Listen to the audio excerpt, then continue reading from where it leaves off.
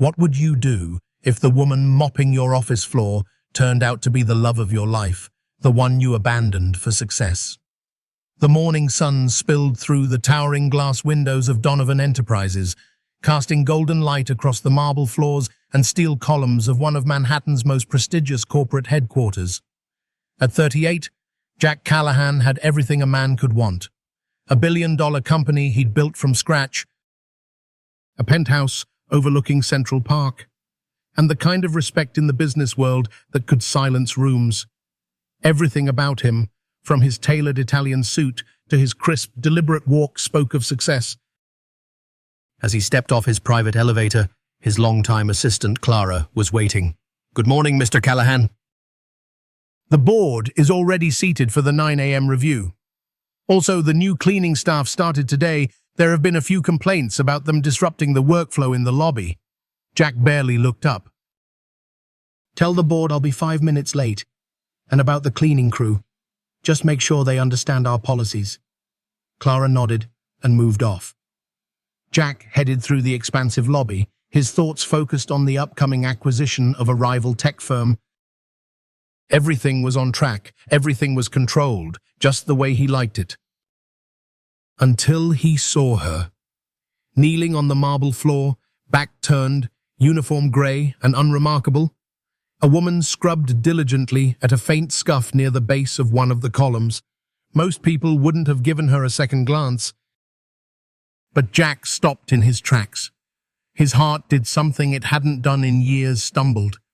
There was something about the curve of her shoulders, the way she moved, and then she looked up, and time shattered.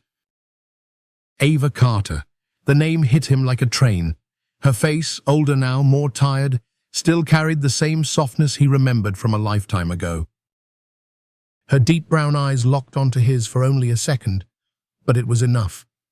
Recognition, shock, pain. Then she looked away. Jack couldn't move, couldn't speak. For a moment, the buzzing lobby melted away. All he could see was her. Ava, the girl he had once promised the world to. They had been everything to each other once, back in a small town called Cedar Springs. Summer nights under the stars, notes passed in class, promises whispered beside the old oak tree near their high school. He had left for college on a full scholarship, with every intention of coming back for her. But life had other plans. "Mr. Callahan?" Clara's voice broke the moment. "The board?" Jack blinked. "Reschedule." "Something urgent's come up." Clara stared at him, stunned. Jack Callahan didn't do urgent. He didn't miss meetings. But she said nothing, and walked away. He turned and walked slowly toward Ava, still kneeling, still focused on the floor like it might disappear if she looked up again. "Ava." His voice cracked like old wood. She paused, then stood slowly. Her uniform was worn, her hands calloused. There were faint lines at the corners of her eyes now. But her presence, God, it hadn't changed. "I'm almost finished here, sir," she said without looking at him. "I won't be in your way much longer." That formality stung more than he expected. "Ava, it's me, Jack." She finally looked at him fully. "I know who you are, Mr. Callahan. Everyone in this building knows who you are." There was no warmth in her voice, only steel. Jack wanted to say 100 things at once. "I looked for you. I never forgot you. What happened to us?" But nothing came out. Before he could find words, a young supervisor approached. "Is there a problem, Ms. Carter?" Ava shook her head quickly. "No, sir, just finishing up, Ms. Carter." Jack's stomach twisted. You never married?" She didn't meet his eyes. "No." The supervisor looked between them, confused. "Ms. Carter is one of our best employees, Mr. Callahan. I assure you she's never caused any problems." Jack barely heard him. "Could we have a moment, please?" he asked. The man nodded and walked away. A strange silence settled between them, so loud it drowned out the world. What happened? Jack asked quietly. Why are you? How are you? A janitor, Ava offered. It's called survival, Jack.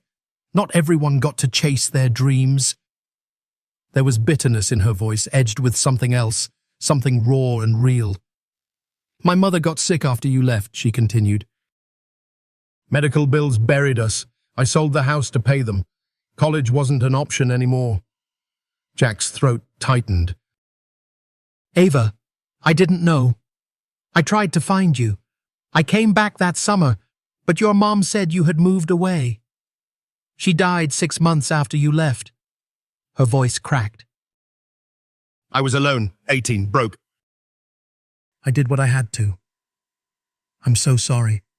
Doesn't matter now. She knelt again, reaching for her cleaning cart.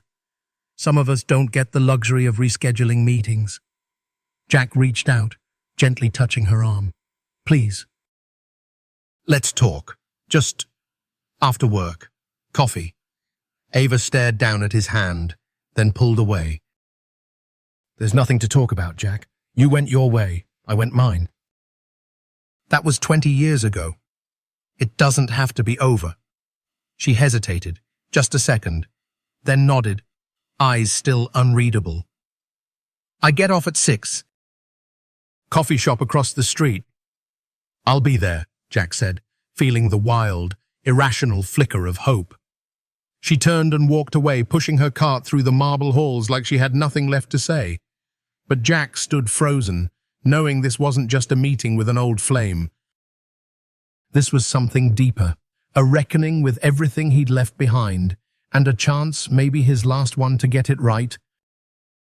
At exactly 6:00 p.m., the bell above the door of the tiny coffee shop rang, letting in a gust of cool New York air, and Ava Carter. She walked in, wearing worn jeans and a faded blue sweater, her hair down now, falling over her shoulders in soft waves. The janitor's uniform was gone, but the tiredness lingered in her posture. She scanned the room, and when her eyes found Jack Callahan, she paused. He stood up instinctively, smoothing the sleeves of his button-down shirt. Gone was the sleek, corporate armor. Tonight, he wore jeans and a shirt Ava had once teased him about in high school, the same color as his eyes. You came, he said softly, as she sat down across from him. I wasn't sure I would, Ava replied, avoiding eye contact. A waitress appeared and took their orders, black coffee for him, cream and sugar for her, just like before. Jack couldn't help but smile at the small detail. You look good, he said. Ava looked down. Please don't do that. What? Small talk. Polite compliments. Let's just skip it and get to why we're here. Jack nodded, sobering. Fair enough. They sat in silence for a moment, two people surrounded by noise but lost in something older, heavier, and unresolved. What happened to us, Ava? He asked finally. We had plans. We were going to wait for each other. Her hands tightened around her coffee cup. My mother's cancer got worse after you left, she said. Everything we had went into her treatments. After she passed, there was no money, no support, no future. I tried to stay afloat. Any job that paid rent, I took it. But why didn't you tell me? Jack leaned in, searching her face. I would have helped. I came back that first summer. You were gone. A bitter smile touched Ava's lips. I never got any of your letters. After the first few months, nothing came. Jack's eyes widened. I wrote you every week, he said. I thought you had moved on. She blinked, stunned. My mom must have. She never liked you. Said you'd never come back.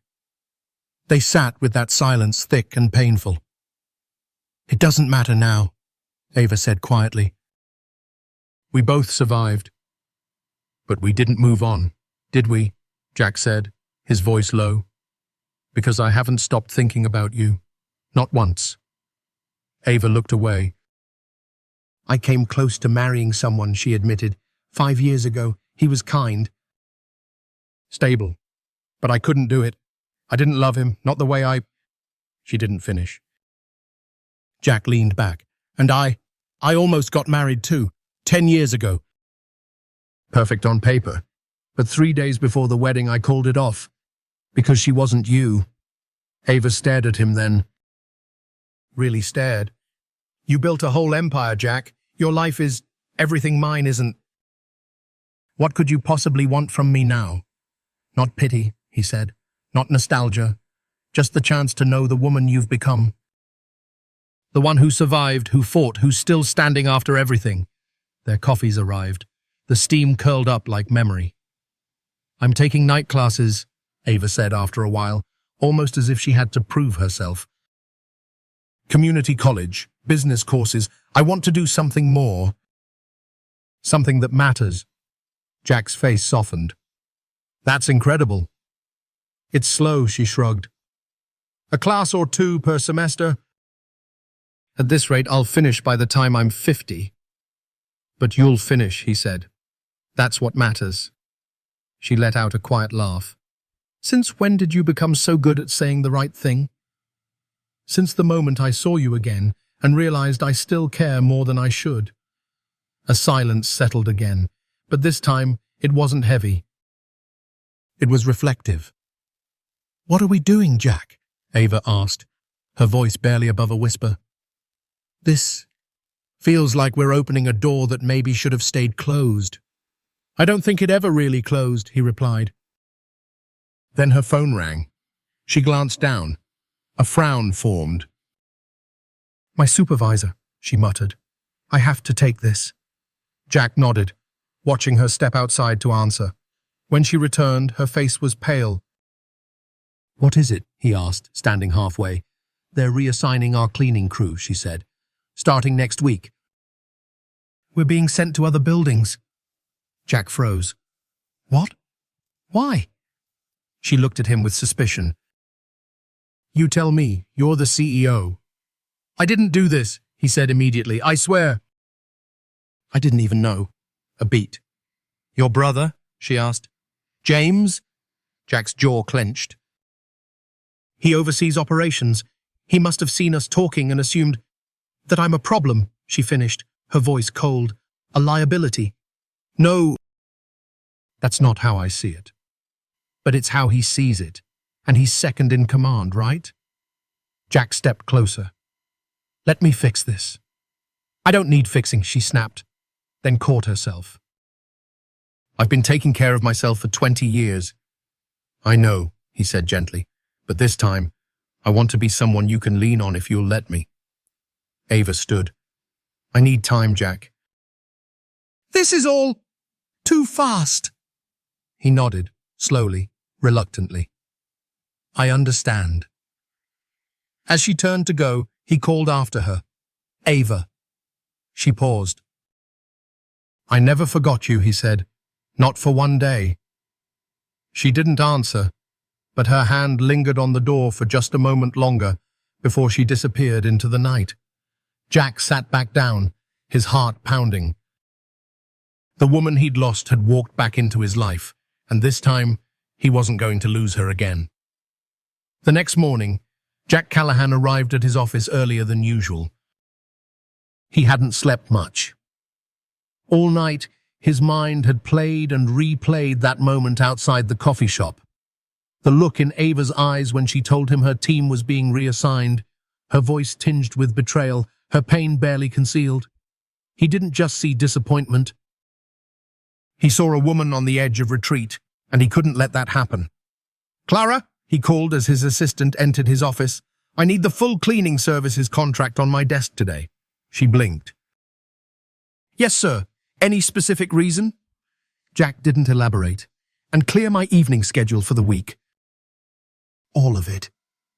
But you have the charity gala tomorrow and the investor dinner Thursday.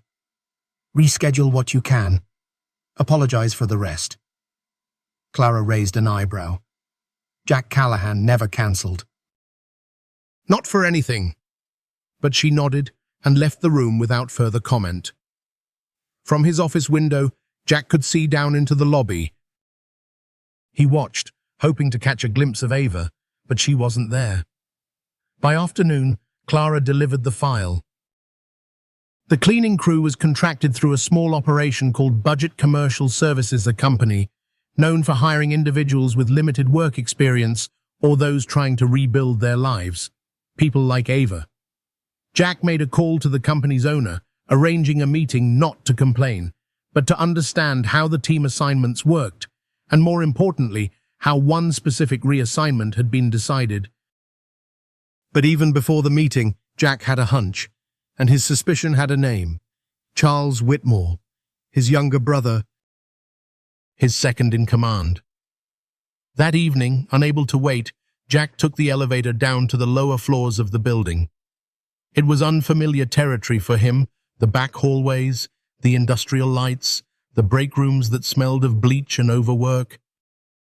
He found her there, putting on work gloves, her hair pulled back, the exhaustion of a long week already in her eyes. "Ava," he said softly. She turned, startled.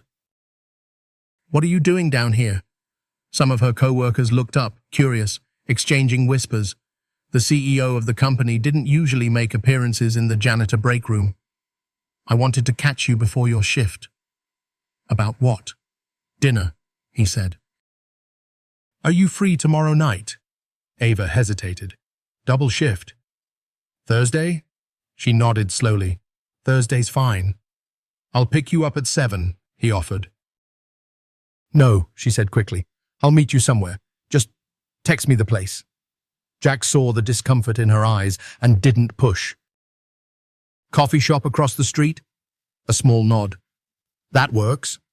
As he turned to go, he paused. "And Ava, thank you for giving me this chance." She didn't answer, but he caught a flicker of something in her expression. Not trust, not yet. But maybe hope. 2 days later, Charles Whitmore was sitting in his corner office when Jack walked in without knocking. Charles looked up, unimpressed. Well, you're wandering down from Olympus. What's the occasion?" "Miller acquisition? The Tokyo pitch?" Jack's jaw tightened. "Why did you reassign the cleaning crew?" Charles leaned back, feigning innocence. "Excuse me? You know what I'm talking about. Ava Carter's team. Why did you move them?" "It was a routine reshuffle," Charles said smoothly. "Operational efficiency, budget alignment, CEO stuff. Cut the crap." Charles sighed. "Fine. You want the truth?"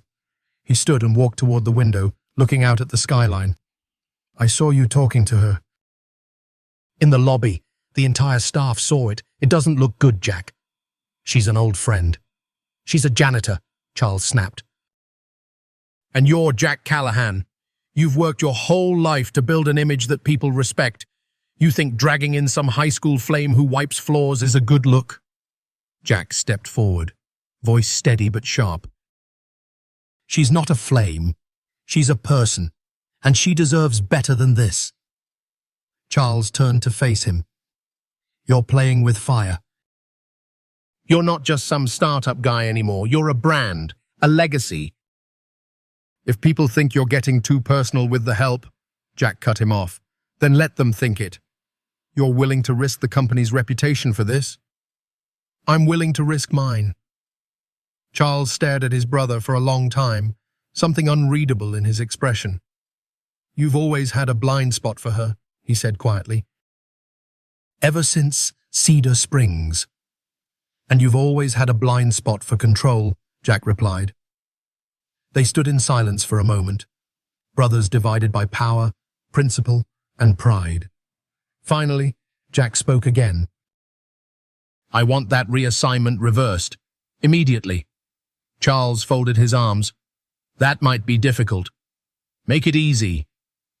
When Charles didn't move, Jack stepped closer. "Stay out of my personal life, Charles. I mean it. Whatever this is between me and Ava, it's not your business.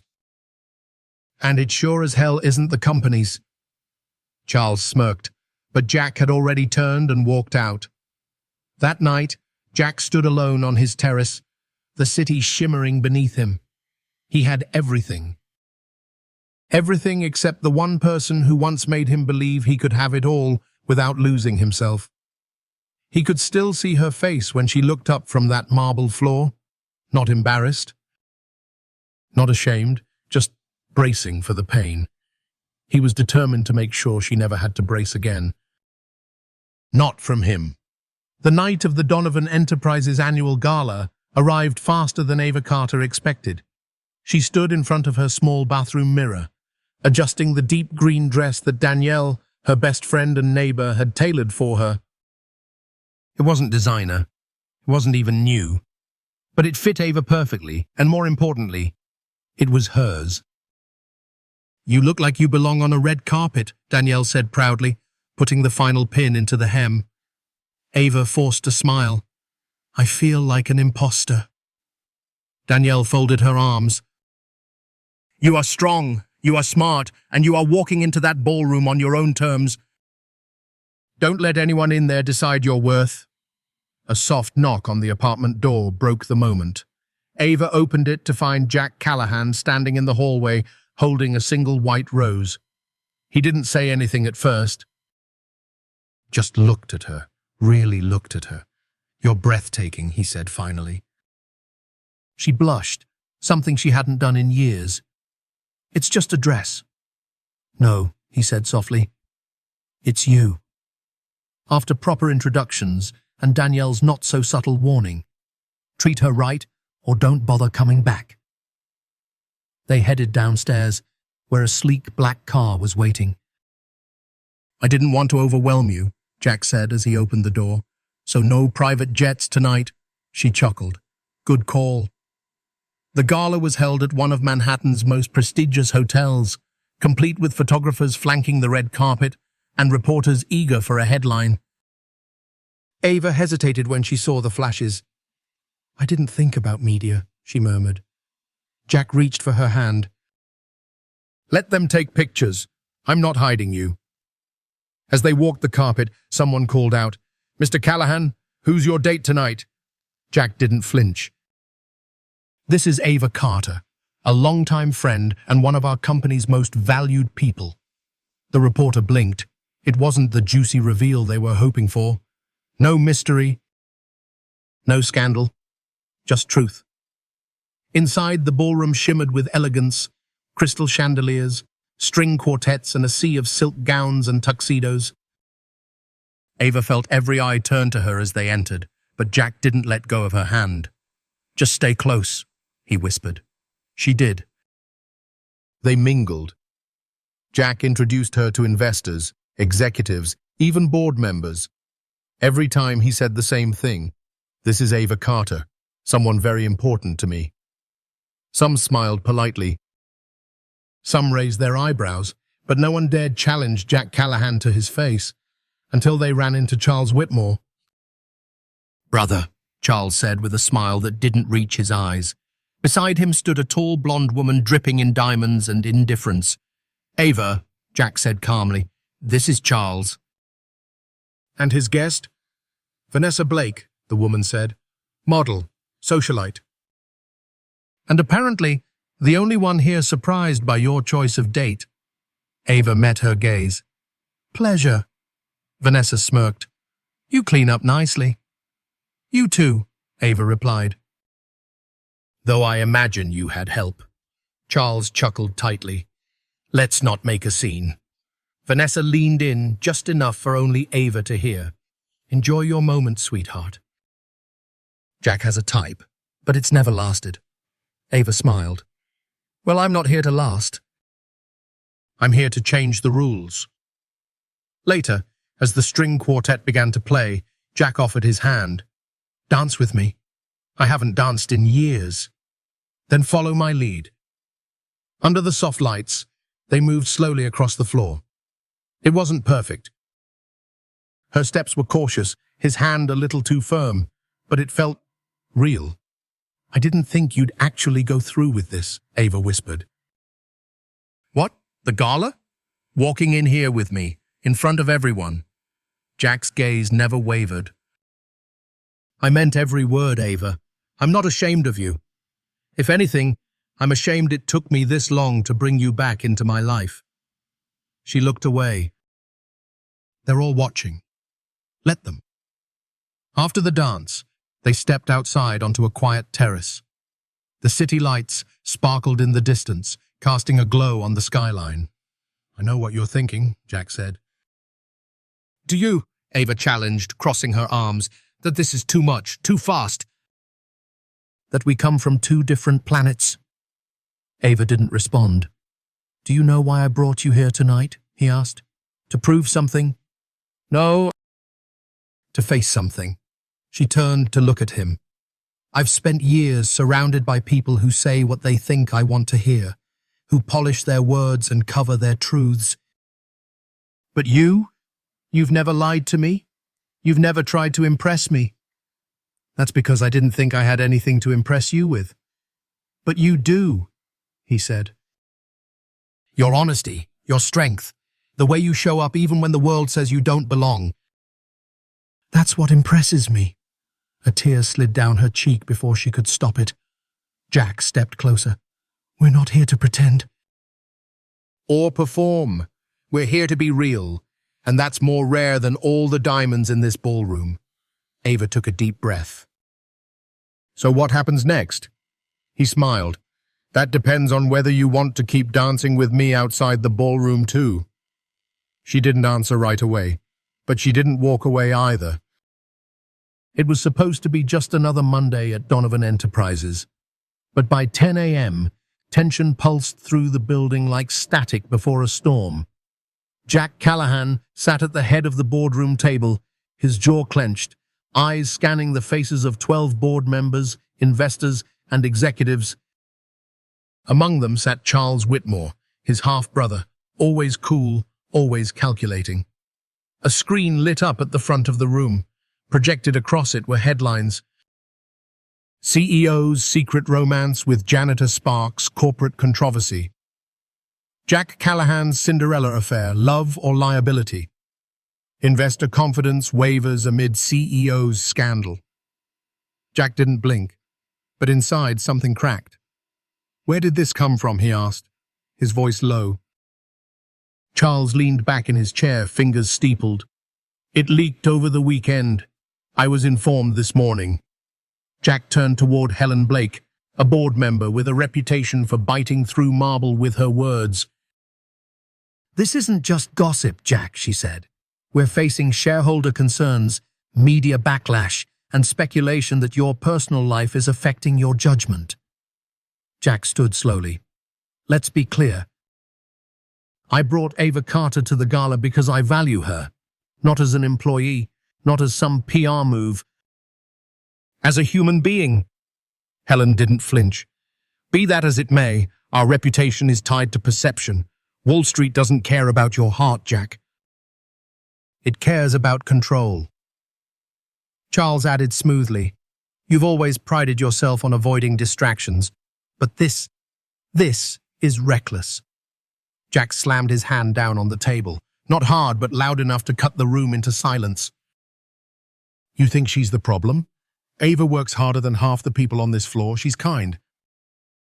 She's brave, and she's done more with nothing than most of us with everything." His voice softened, but only slightly. "You want to talk about distractions? Look around. We've spent the last 10 minutes dissecting my personal life while ignoring what really matters: our work, our people." A beat passed. Helen spoke again, her tone more measured. "You're right, but perception is reality in our business. We suggest you take a leave of absence while we stabilize the PR fallout." Jack stared at her, then at the others. No one met his eyes. "No," he said. "Jack, no," he repeated. "I built this company from my living room floor. I won't step aside because I chose to be seen with someone honest." He walked out of the boardroom without another word. Downstairs, in a supply room lined with cleaning carts and buckets, Ava Carter sat on a wooden bench, reading the headline on her cracked phone screen.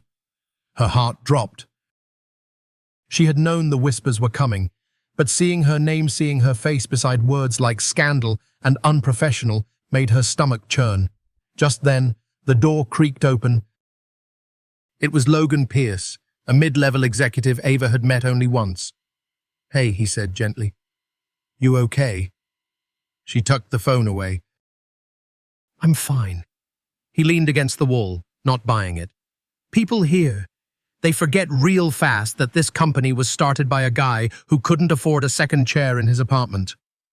"You remind me of that version of him." Ava looked at him, surprised. "You mean Jack?" Logan nodded. "The Jack I used to work next to, back when we had to share coffee mugs. Don't let them shame you for being the person he trusts most." Ava swallowed hard.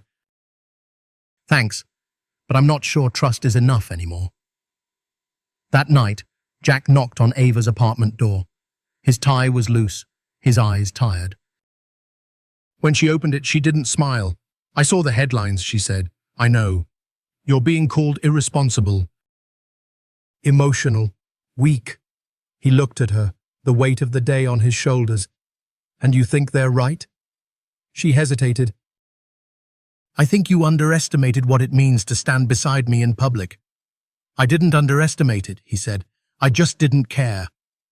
She stepped aside to let him in. "Maybe you don't care. But your board does, the press does, and now I'm the reason people question you." Jack sat down on the couch. "This was going to happen eventually. The moment I stopped being a perfect symbol and started being a real person. You shouldn't have to sacrifice your legacy for me." "I'm not." He stood and walked toward her, closing the space between them. "I'm choosing you, Ava.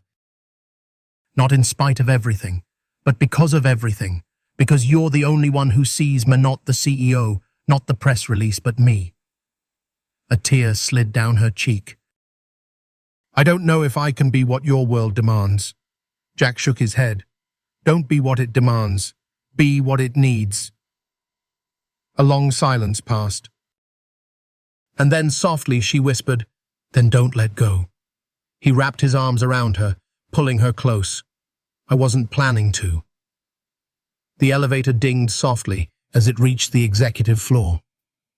Jack Callahan stepped out, coffee in hand, dressed in his signature charcoal suit. But something in his stride was different. Not slower, not defeated, just heavier. He walked past the reception desk, nodding at Clara, who immediately sensed something was off. "There's a board meeting on your calendar," she said cautiously, "but it wasn't requested by you." Jack paused. "What?" She turned the screen toward him. "Charles called it emergency session." "No stated reason." Jack's eyes narrowed. This wasn't a meeting. It was an ambush. Inside the boardroom, Charles Whitmore sat at the far end, smirking. He didn't stand as Jack entered. The room went silent. Helen Blake cleared her throat. "Jack, thank you for joining us." "I wasn't aware this meeting was necessary," Jack said coldly. Charles leaned forward. "It is. We've reviewed last quarter's numbers, and while profits remain stable, internal concerns are rising." Jack crossed his arms. "Internal concerns or personal grudges?" Charles didn't flinch. Helen continued. "Multiple stakeholders have expressed unease about the recent media attention, your declining public appearances, and your judgment." "Judgment?" Jack scoffed. "Because I showed up to a gala with a woman I respect?" "It's not about who she is," Charles said smoothly. "It's about how you've handled it, the distraction, the fallout." "We've had clients request account transfers over this." Jack glanced at the others. "And you all agree?" A few looked away. Some nodded. Helen folded her hands. "The board is calling for a vote of confidence, effective immediately." Jack's heart slammed in his chest. "You're trying to remove me." "No," Charles said. "We're trying to save what you built from you." Silence. Then Jack spoke, his voice calm but firm. "You want to play chess, Charles? Fine. But remember, this company didn't start in a boardroom. It started in a basement, with one desk and two brothers." He turned to the room. "You're free to vote how you want. But know this, if you side with him, you're not just voting me out. You're betting against the soul of this company." That night, Jack stood alone in the empty office. He stared out the window, city lights flickering like fading stars. The board had adjourned. No final decision yet. But the writing was on the wall. He heard a soft knock. Ava Carter stepped inside. "I heard," she said. Jack didn't turn around. "I'm guessing it's already made the rounds downstairs." She approached slowly. "I know this isn't what you planned when you let me back into your life." He turned, eyes tired but warm. "You think this is about regret?" "I think this is about war, and you're losing ground." He chuckled. "I've been through worse." Ava reached into her bag and pulled out a folded paper. "What's this?" "My resignation." Jack blinked. "What?" "I can't be the reason they take you down." "You're not." "I am," she said. "As long as I'm here, they'll keep using me against you." He stepped back, voice rising. "So what? You're just going to vanish?" "Again, I'm trying to protect you." "I don't need protection," he snapped. "I need you beside me." "Not running." She swallowed hard, her hands trembling. "Then fight for it," she whispered. "But do it because of who you are, not in spite of me." The next morning, Jack arrived early. He didn't put on a suit. He wore jeans, the same black hoodie from the company's first pitch meeting over a decade ago. He walked into the boardroom, holding a worn folder. No entourage, no lawyer, just conviction. He stood at the head of the table. "Before you vote," he began, "I want to remind you who I am." He placed the folder on the table and opened it. Inside were handwritten letters, old schematics, faded photographs. "This," he said, holding up a photo, "was the first prototype we ever made. We were laughed out of 3 buildings that week, but we kept going." He turned to Helen. "You invested in us when no one else would, not because we were safe, but because we were different." Then to Charles. "And you wanted control from the start. Not vision, not integrity, just power." He looked around the room. "I built this company on belief, in people, in second chances, in doing things right even when it's hard." He paused. "I'm not ashamed of who I love, or where she came from. If that costs me this chair, so be it." And with that, he walked out. 2 days later, the board's decision came in. Split vote, no removal. Jack remains. But Charles? Quietly removed from day-to-day leadership, reassigned to a non-voting position. The board had seen enough of his maneuvering. Jack didn't smile when he heard. He didn't celebrate. He simply picked up his phone and dialed a number he hadn't touched in 2 days. It rang once. Then again, then. "Hello?" "Ava," he said softly. "I didn't lose." A pause. "I know," she whispered. "And I don't want to win if you're not here." Another silence. Then, "I'm at the coffee shop. I'll be there in 5. The bell above the coffee shop door jingled softly as Jack Callahan stepped inside. His eyes scanned the room, and there she was, Ava Carter, sitting at the back near the window, a mug of tea untouched in front of her. For a moment, he just watched her. She looked tired. Not physically, but emotionally, as if every battle she'd fought in the last few weeks had taken something from her she wasn't sure she'd ever get back. Then she looked up and smiled. Just barely, but it was enough. Jack walked over, slid into the seat across from her, and set down a small envelope. "I found something," he said. Ava glanced at it but didn't move. "In a box," Jack continued. "Old stuff from high school, letters, notes." "You remember those?" Ava gave a soft laugh. "You mean before phones ruined everything?" He nodded. "This one," he tapped the envelope, "was from you. Addressed to me, never sent." She froze. "I don't remember writing that." "You did," he said gently. "It was dated the summer before I left for college." Ava hesitated.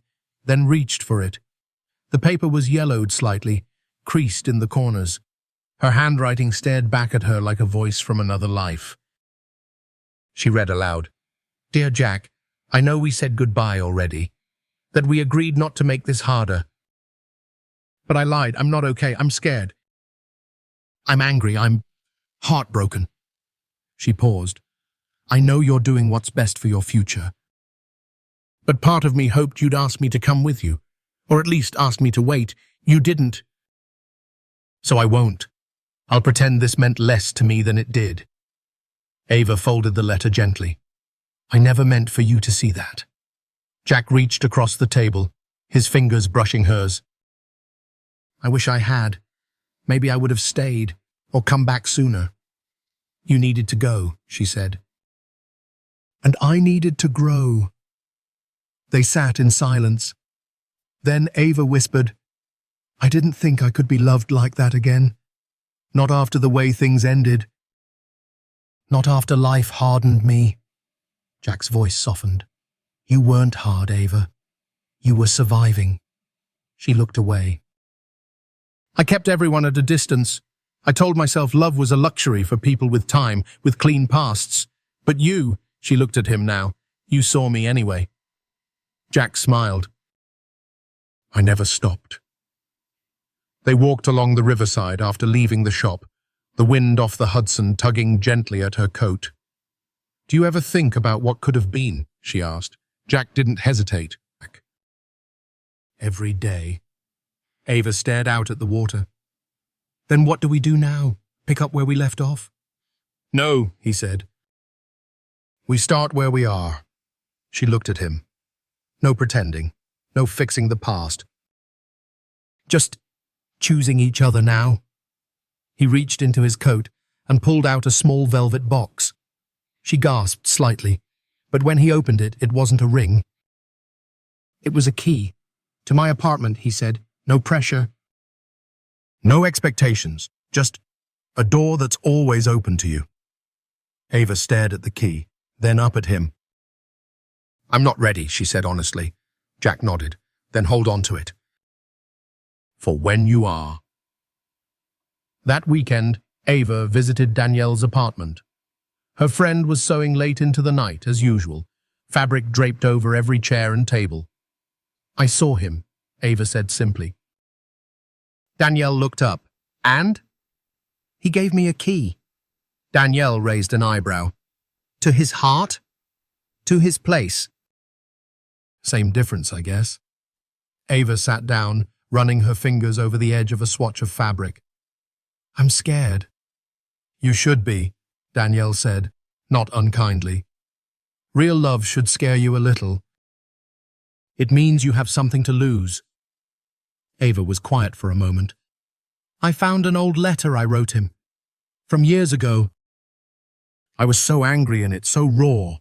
It made me realize I've been carrying that girl's pain around for a long time." Danielle paused her sewing.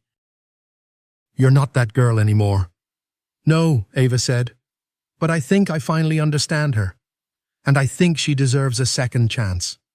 The next morning, Jack opened his front door to find a small envelope on the mat. Inside there was no note, just the key, and on it, a sticky note. "I'm ready. A." The apartment was quiet, too quiet. Ava Carter sat on the edge of the bed, holding a letter with gold embossing and an unfamiliar return address. The envelope had arrived that morning, no warning, no call, no email, just her name written in perfect serif font. She opened it slowly. "Ms. Carter, we are pleased to offer you the position of Director of Facilities Design at Langston Gray." Her breath caught. Langston Gray, one of the most prestigious architecture and design firms in the country. The kind of place that didn't look twice at women who cleaned floors. The kind of place that once told her she lacked the pedigree for even a receptionist role, and now they were offering her a directorial position. No interview, no trial, just an offer, a too-good-to-be-true offer. And the signature at the bottom, Richard Cole, her old boss, The one who had humiliated her 5 years ago, who'd smirked when she asked to be considered for a training program. "You clean," he'd said back then. "You don't create." When Jack Callahan arrived at her apartment that evening, he noticed something was off. Ava was quiet, detached. The tea kettle steamed on the stove, but had gone cold by the time she poured. He watched her closely. "You're not here," he said. She looked up, startled. "What?" "You're in your head." "Something's bothering you." Ava hesitated, then handed him the letter. Jack read it once, then again. "Wow," he said softly. "I know. This is huge. I know." He looked at her, eyes serious. "Is this what you want?" She hesitated again.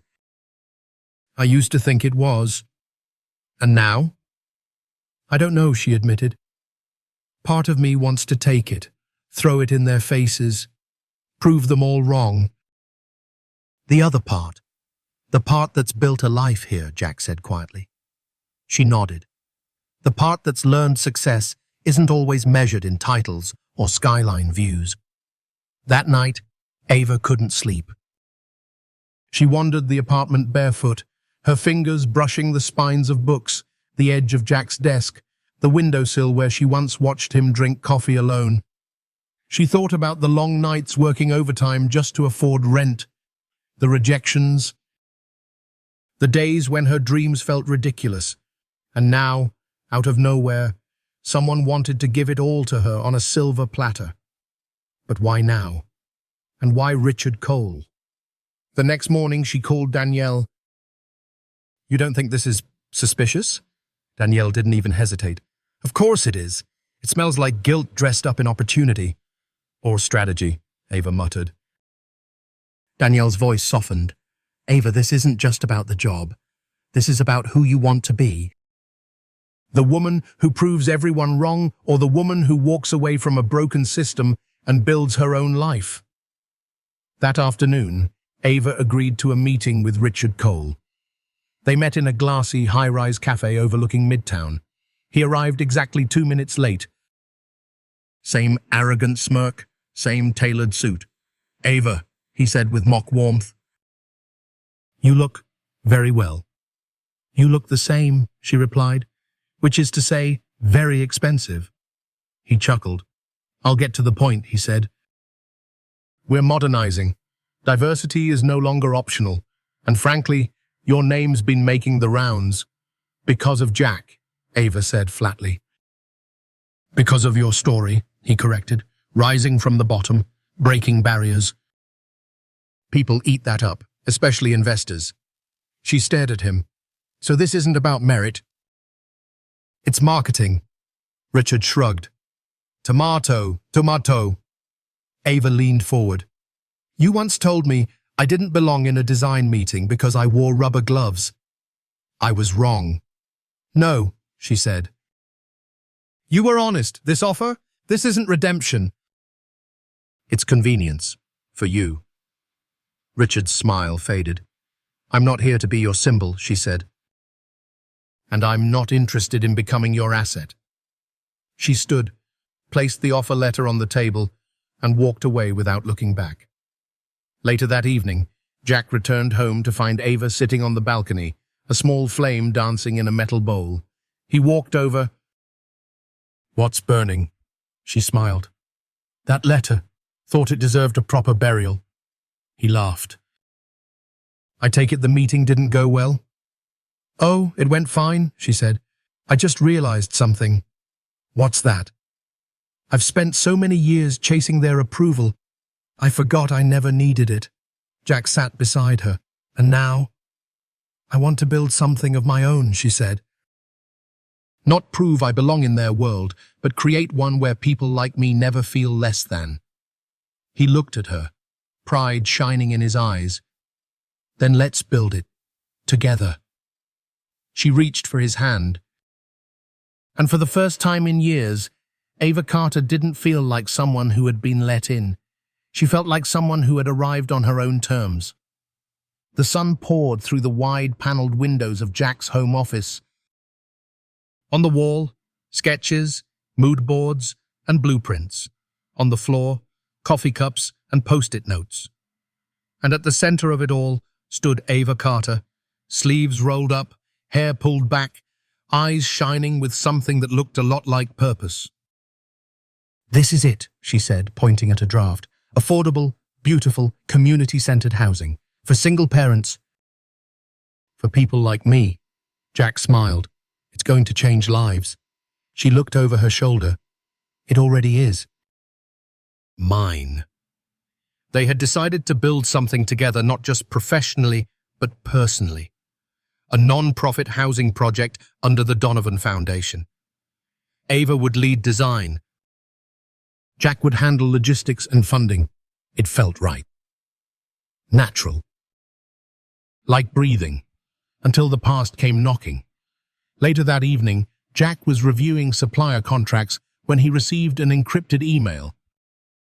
The sender, anonymous. Subject, "You really think she won't find out?" He opened it. Inside was a single document. A non-disclosure agreement, signed by him, dated 8 years ago. The name attached to the other signature? Carmen Valles. Jack's breath stopped. It was a name he hadn't heard in nearly a decade. Back then, Carmen had been a junior analyst, brilliant, ambitious, and full of light. They'd had a brief relationship, and when it ended, amicably he thought, she'd left the company. Months later, her lawyer contacted Jack with accusations. Inappropriate power dynamics, emotional manipulation. Jack hadn't fought. He'd signed the NDA, paid a settlement. It never made the press. He told himself it was the price of privacy. But now, someone wanted to use it. That night, Ava noticed he was quiet. She leaned on the doorframe. "You've read that same page for 20 minutes. Jack looked up, startled. "Sorry, just distracted." She crossed the room. "Talk to me." He hesitated. Then handed her the email. She read it twice. When she looked at him again, her eyes were unreadable. "Why didn't you tell me?" "I didn't want it to define me, or us." "Then why did you sign it?" "Because I was scared." "Young, stupid. I thought it would make it go away." Ava sat down, slowly. "Did you hurt her?" "No," he said firmly, "but I didn't protect her either. I was her boss." "That imbalance alone was wrong." Silence. "I made a mistake," Jack said softly, "but it wasn't who I am now." "And it wasn't who I want to be with you." Ava looked down at the NDA. "I've lived my whole life being judged by the worst parts of my past," she whispered. "I don't want to do that to someone else." She stood. But instead of leaving, she reached for his hand. "We deal with it, together." Jack's eyes filled. "You mean that?" "I mean," she said gently, "if we're building something honest, it starts with not running when it's hard." The next day, they held a press conference. Jack stood before reporters and shareholders. Ava stood beside him. He didn't deflect, didn't deny, didn't spin. "I once signed an agreement to bury a mistake, but the truth doesn't stay buried, and I won't build a legacy on silence." He paused, glancing at Ava. "She taught me that." The room was stunned, but the backlash never came. Because honesty, it turned out, was more powerful than reputation. That night, Ava and Jack sat on the floor of the nearly finished model unit of their housing project. No suits, no headlines. Just two people who had seen each other's worst and stayed. "You sure you're not running for office?" Ava teased. Jack smiled. "Only office I want is next to yours." She leaned into him, and for the first time, both of them felt free. Not because the past was gone, but because they had finally stopped letting it own them. It was the first warm morning of spring. The air carried the scent of fresh paint, cut lumber, and something sweeter hope. Children were running across the newly paved courtyard, their laughter echoing between cream-colored buildings with flower boxes on every balcony. This was it. The Haven projector community for single parents, dreamers and fighters was finally opening its doors. And at the center of it all stood Ava Carter, wearing a navy blue dress, a clip-on name badge, and a quiet disbelief in her eyes. She looked around at the crowd, the cameras, the smiles on people's faces. She'd helped build this, not just with drawings or plans, but with every part of her heart that once believed she'd never be more than the woman pushing a mop through corporate hallways. And now people called her founder. They called her visionary. But the only person she was looking for hadn't arrived yet. Jack Callahan stood just around the corner, one hand in his pocket, the other clutching a small velvet box. His speech was in his jacket, but the words he wanted to say lived in his chest. He took a deep breath, then his phone buzzed. One new voicemail, from Miss Thelma. Jack, honey, I think you need to come by Ava's place. There's something she needs to see. Something that just arrived from her mother's attorney. His heart sank. He turned back. The ring could wait. Ava sat alone on her apartment floor, an envelope in her lap. To my daughter Ava, to be opened only when she's ready. It was her mother's handwriting. The same mother who had died 3 years ago without ever saying goodbye. They hadn't spoken in over a decade. Not since Ava dropped out of architecture school. Not since the night she stood at the kitchen counter and heard the words she'd never forget. You're throwing your future away for people who'll never see you. Her mother had called her idealistic, foolish, said she was chasing fantasies. So Ava had left. No goodbye, no looking back. And now in her lap was a letter she never expected. She opened it. My dearest Ava, if you're reading this, I am already gone. And if I know you, you're probably doing something brave, something stubborn, something with your whole heart. I didn't understand that about you when I was alive. I confused your courage for recklessness, your empathy for weakness. But I've watched you even from afar. I kept every article, every picture. I watched you rise from nothing, and I was wrong. You didn't throw your future away. You built one that I was too afraid to imagine. I only hope you'll forgive me for the years I couldn't say that out loud. Love always, Mum. Ava's hands trembled. She cried like the little girl who had once just wanted her mother to believe in her. That night, Jack came to her door. He didn't have the box. He didn't need it. When she opened the door, her eyes were swollen, her voice hoarse, but her first words were, "You came." Jack nodded. "I always will." She didn't speak for a moment. Then she handed him the letter. He read it in silence.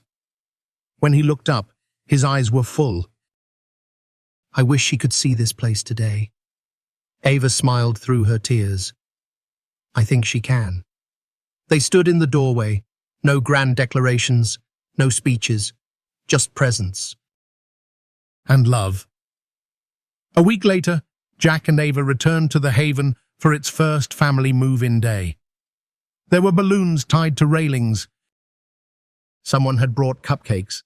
One little girl was hugging her brand new bedroom wall. And in the middle of it all, Jack turned to Ava. "I wanted to propose to you last week," he said. "Had the whole speech, had the ring." "Missed my moment." She looked at him, amused. "You're not exactly subtle." "I'm not trying to be," he said, reaching into his pocket. This time, he pulled out the box. But when he opened it, there was no ring. Inside was a tiny blueprint, the layout of the very first unit they'd built together. Ava gasped. "Before I ask you to be my wife," Jack said softly, "I want to ask you to keep building this life with me, whatever shape it takes." She looked down at the blueprint, then back at him. "Yes," she whispered, and then louder. "Yes."